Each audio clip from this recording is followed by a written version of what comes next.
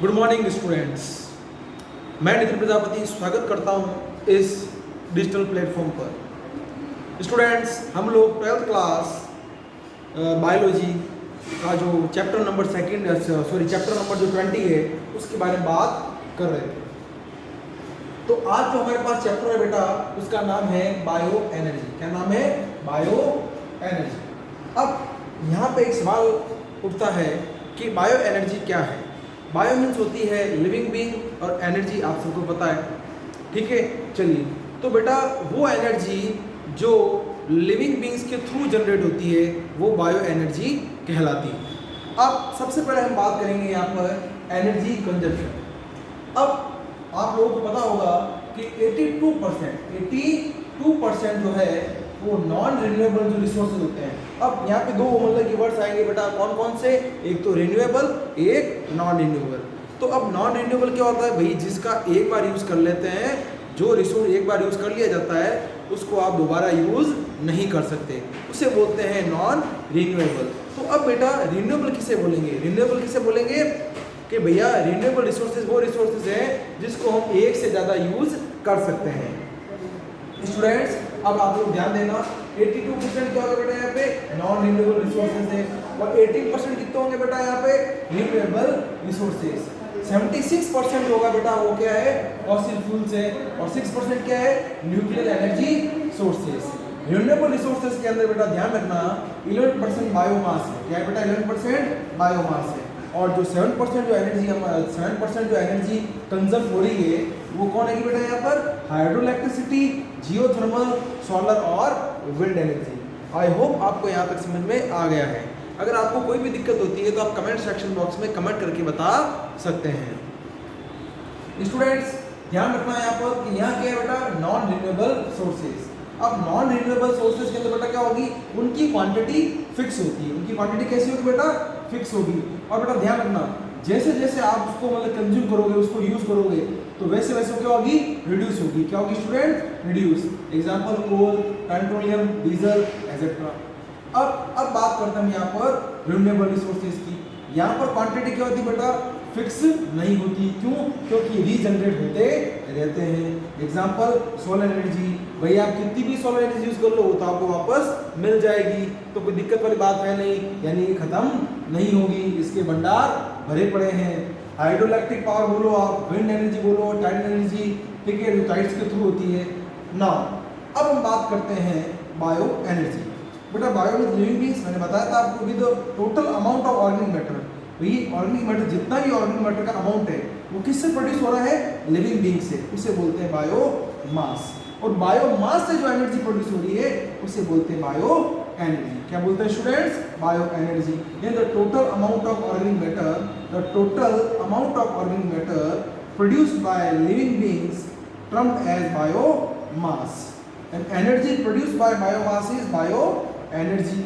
ठीक है भाई, जो total amount of organic matter है जो किसके थ्रू प्रोड्यूस हुआ? आप बताओ, जैसे लिविंग बीइंग से, उससे तो बायोमास बोल दिया, और जो बायोमास से जो एनर्जी मिली उसे बायो एनर्जी बोल दिया। ठीक है, अब मैं आपको 10 से 15 सेकंड देता हूं, आप इसको अपनी कॉपी के अंदर लिख सकते हैं, देख लीजिए एक बार।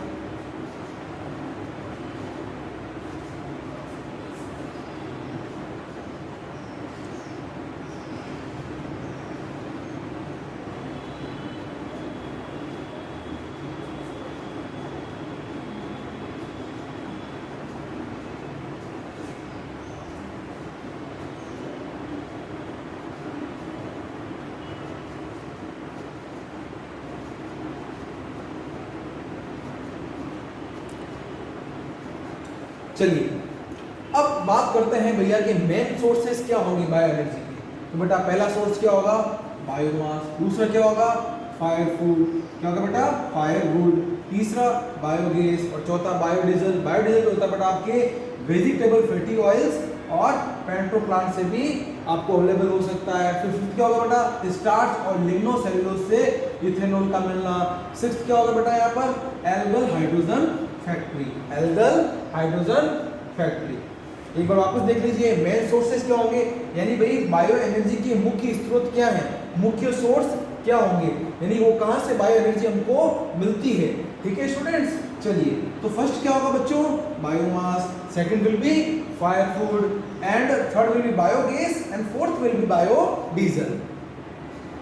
बायोडीजल जो है वो आपको वेजिटेबल फैटी ऑयल से या पेट्रो प्लांट से मिलेगा। इथेनॉल कहाँ से मिलेगा बेटा आपको, स्टार्च और लिग्नो सेलुलोज से। और एल्कल हाइड्रोजन फैक्ट्री, ये भी बेटा क्या होती है, बायो एनर्जी का बहुत अच्छा सोर्स है। अब बेटा ये क्या क्या होंगे इसको हम डिटेल में पढ़ेंगे वन बाय वन। नाउ अब बात करते हैं बायोमास की। भैया वो सारा मटेरियल जो किसके थ्रू सिंथेसाइज हुआ, फोटोसिंथेसिस के थ्रू। किसके थ्रू बेटा, फोटोसिंथेसिस के थ्रू, तो वो बायोमास कहलाया। क्या कहलाया बेटा, बायोमास। ठीक है, और बायोमास तो बायोमास हम ये भी बोल सकते हैं the amount of organic matter produced by living beings और बायोमास। और इससे जो एनर्जी मिली वो क्या कहलाएगी बच्चों, वो कहलाएगी बायो एनर्जी। अब मेन सोर्स क्या होगा बेटा इसका, सनलाइट। और ओनली 0.2% सोलर एनर्जी जो होती है बेटा वो यूटिलाइज होती है किसके थ्रू, प्लांट के थ्रू। प्लांट जो होता है बेटा with lignocellulose such as eucalyptus, pinus, maize, ठीक है, वो क्या करते हैं, बायोमास का बहुत अच्छा सोर्स है। एक्वाटिक प्लांट जैसे वाटर हाइसिंथ, इसको बेटा टेरर ऑफ बंगाल भी कहते हैं। क्या कहते हैं, टेरर ऑफ बंगाल, आइकोनिया है बेटा इसका। ठीक है ना। वेस्ट मटेरियल जैसे मेन्योर, खाद हो गए, गार्बेज, लिटर, कचरा, वुड, फ्लावर एसेट्रा, तो ये सब बेटा क्या होते हैं, बायोमास के सोर्स हैं। ठीक है, और बेटा बायोमास से मतलब क्या, बायोमास से जो एनर्जी मिलेगी वो बायो एनर्जी कहलाएगी।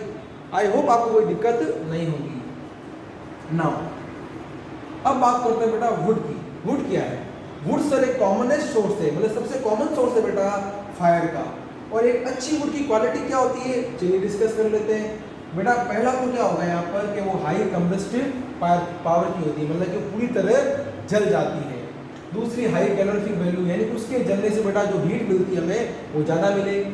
वो जब वो जले तो वो टुकड़े में टूटे ना, और उसके अंदर जो मॉइस्चर कंटेंट जो रेजिन है वो बहुत कम हो, नेग्लिजिबल हो, और उसके अंदर स्मोक और जो बेटा कोई भी बैड यानी गंदी स्मेल नहीं आए। इनमें से बेटा कुछ आपके प्लांट्स लिए हम लोगों ने, जैसे जिनकी लकड़ियाँ अच्छी होती है, जिनकी वुड अच्छी होती है, और इनकी वुड को हम जलाने में अक्सर काम में लेते हैं। देसी बबूल क्या कहलाएगी बच्चों, अकाशिया डायलोटिका, अकाशिया डायलोटिका। कुंटा, अकाशिया सेनेगल। कुंटा, सांगरा कुंटा की सब्जी खाते हो ना बेटा, सांगरी की, ठीक है, उसमें कुंटा आता है। ठीक है, जामुन, सीजियम क्यूमिनी, आम, मैंजीफेरा इंडिका। अब बच्चों आप लोगों ने एक चीज नोट की होगी कि मैंने यहाँ पर जो नाम लिखे उन सब के नीचे अंडरलाइन की है। बेटा जब भी आप बायोलॉजी के अंदर साइंटिफिक नाम लिखते हैं किसी प्लांट या एनिमल के, तो उसके नीचे अंडरलाइन आती है, क्योंकि बेटा ये एक टैक्सोनॉमिकल रूल है। क्या है बेटा, टैक्सोनॉमिकल रूल। ठीक है, आई होप बेटा कि आपको यहाँ तक कोई दिक्कत नहीं होगी। तो इसको बेटा आप कॉपी के अंदर लिख सकते हैं, मैं आपको 10 से 20 सेकेंड देता हूँ।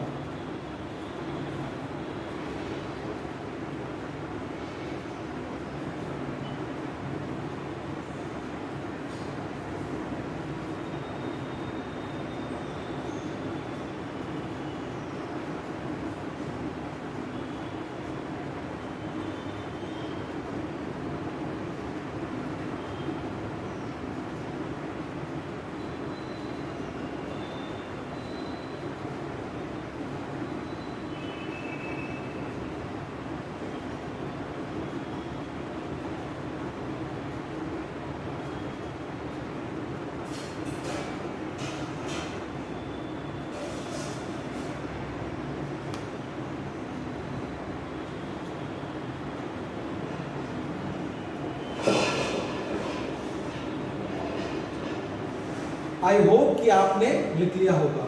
ठीक है, और उसी के साथ मैं आपको थोड़ा सा एक बार इसको रिवाइज कर देता हूँ। भैया अगर कोई पूछे एनर्जी कंजप्शन के अंदर कितने परसेंट के अंदर आपने बांटा, 82% और 18%। 82% के अंदर बेटा कौन आ गया, नॉन रिन्यूएबल रिसोर्सेज, जिसका सिर्फ एक बार यूज किया जा सकता है।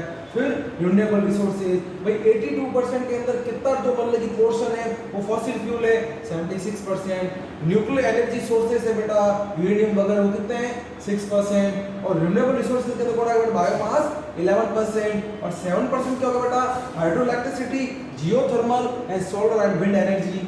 तो दिक्कत यहाँ तक, चलिए शुरू करते हैं। नाउ बेटा नॉन रिन्यूएबल और रिन्यूएबल मैं आपको बता चुका हूँ। नॉन रिन्यूएबल क्या होगा बेटा, क्वांटिटी फिक्स है, अगर आप इसका जैसे जैसे इसका कंज्यूम करते जाएंगे वैसे वैसे इसकी क्वांटिटी रिड्यूस होती रहेगी, लेकिन ऐसा रिन्यूएबल के अंदर नहीं होगा क्योंकि उसके क्या बड़ा अथाह भंडार है, ठीक है, वहाँ पे कमी नहीं होगी क्योंकि वो रीजनरेट होता रहता है। भाई बायोमास क्या है? The total amount of organic matter produced by living being, the total amount of organic matter, the total amount of organic matter which is produced by living being is known as biomass, and the energy obtained by biomass is known as bioenergy, is known as bioenergy। कोई दिक्कत आपको? यानी बेटा कि जो मतलब कि amount of organic matter है जो किसके थ्रू प्रोड्यूस हुआ है?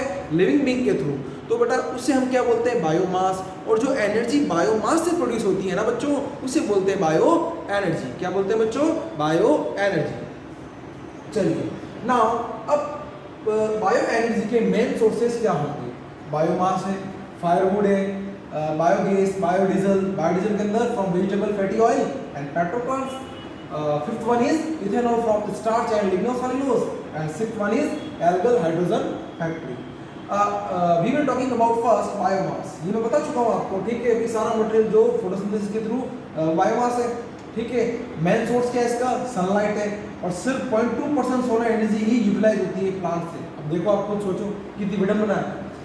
जो बड़ा इसके सोर्स क्या होंगे कि plant with lignocellulose such as eucalyptus, pinus, मेज।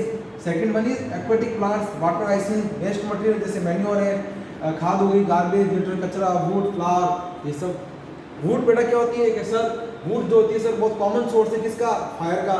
भाई आप लोग घर में जब मतलब गाँव के अंदर आपने देखा होगा, गांव में आज भी बेटा मतलब गैस कम यूज़ की जाती है और वुड को यूज़ किया जाता है जलाने में, ठीक है, खाना कुकिंग के अंदर या कोई भी दूसरे जो उनके पर्पज होते हैं। तो बेटा एक अच्छी मतलब की लकड़ी की क्या मतलब की क्वालिटी होनी चाहिए, क्या कैरेक्टरिस्टिक होनी चाहिए कि भैया उसके अंदर हाई कंबस्टिव पावर होनी चाहिए। हाई कंबस्टिव पावर का मतलब क्या होगा? यहाँ पर वो अच्छी तरीके से जले, उसके अंदर कोई गंदी स्मेल नहीं आए, और उसके अंदर बेटा जब वो जले तो वो अच्छी खासी हीट प्रोड्यूस करे, और जब वो जले तो उसके टुकड़े ना हो, ठीक है, और उसके अंदर मॉइस्चर कंटेंट कम हो। कुछ इंपॉर्टेंट बेटा जो मतलब कि वुडी प्लांट जिनको जलाने से अच्छी हीट प्रोड्यूस होती है, अच्छी फायर प्रोड्यूस होती है, तो बेटा उसे क्या बोलते हैं? देसी बबूल, अकाशिया नाइलोटिका कुंटा, अकाशिया शेनेगल, और जामुन, सीजियम क्यूमिनी, आम, मैंजीफेरा इंडिका। तो आई होप बेटा आपको ये पार्ट 1 जो है वो पसंद आया होगा। अगर आपको पसंद आता तो बेटा इसे लाइक कीजिए, शेयर कीजिए, सब्सक्राइब कीजिए, और मिलते हैं अगली क्लास के अंदर। Okay, thank you.